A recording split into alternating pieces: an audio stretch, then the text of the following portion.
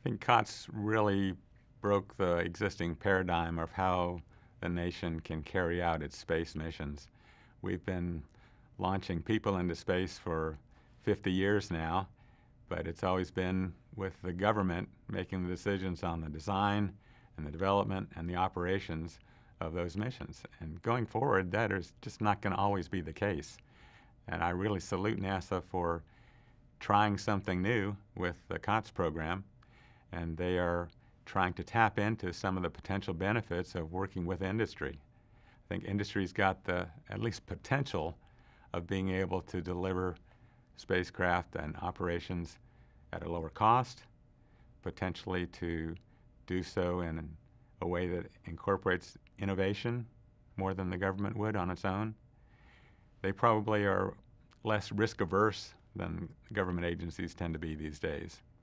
And there's also an opportunity to create new markets and to stimulate economic activity, jobs, and improving the space industrial base. So all of those are potential benefits, but we really hadn't tried that out until the COTS program came along. And I certainly want to salute Alan Lindemoyer and the other NASA leaders who were willing to try this new approach of sort of combining commercial space and the government needs on a particular set of missions.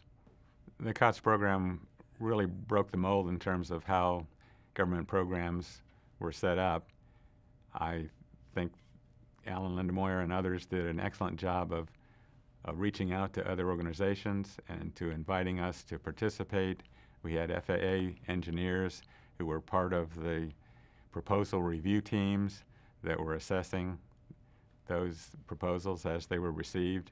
I was invited to sit in on the discussions during the source selection decisions. There were several people, of course, who were interested in the nuances and the particulars of FAA licensing and how that would potentially impact NASA accomplishing its mission. And we basically had a real good partnership and real good conversation between the agencies as we tried to figure out a better way to move forward for the U.S. space program. One of the keys in having an efficient operation, I think, is trust. And there's a great potential for having a government-industry partnership come together on a particular mission. But if the government is not going to trust the industry, if industry is not going to trust the government, then we're going to have continual battles and not have an efficient operation. If we can lay out the requirements right at the start and then count on our partners to carry them out, trust but verify, if you will, then I think that allows a lot of flexibility for improvement going through the process. So we have a lot of highly qualified, highly motivated engineers on our staff. Many of them used to work for NASA or for industry. And of course, the desire of many engineers is to roll up the sleeves and try to do their own design, because you've seen a lot of great things and you have some great ideas about how to build a better spacecraft. But in terms of the FAA, our role is to be a regulator. So it's not necessarily to dictate to the design, it's to ensure the public safety.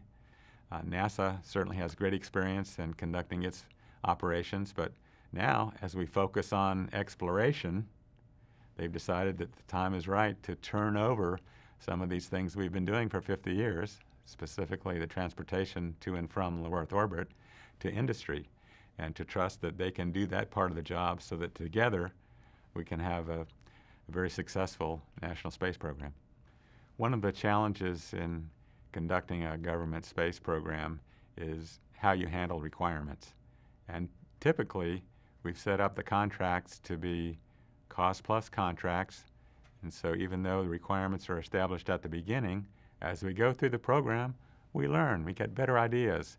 We ask the contractor to change the design, to incorporate a new feature, and that's all well-intentioned, but it ends up very often costing a lot more money and taking longer than if we had established the requirements right from the start. So using the new approach, such as was being tried with COTS, the idea is let's set those requirements early, but then back off and see what industry can do to carry those out. And the difference is that we've got a fixed price contract, and as long as the company is carrying out the mandated requirements, they're allowed to use whatever general approach they think is appropriate in that particular case. And that's a little bit scary for the government customers, but it can allow some huge savings if we're able to do that successfully.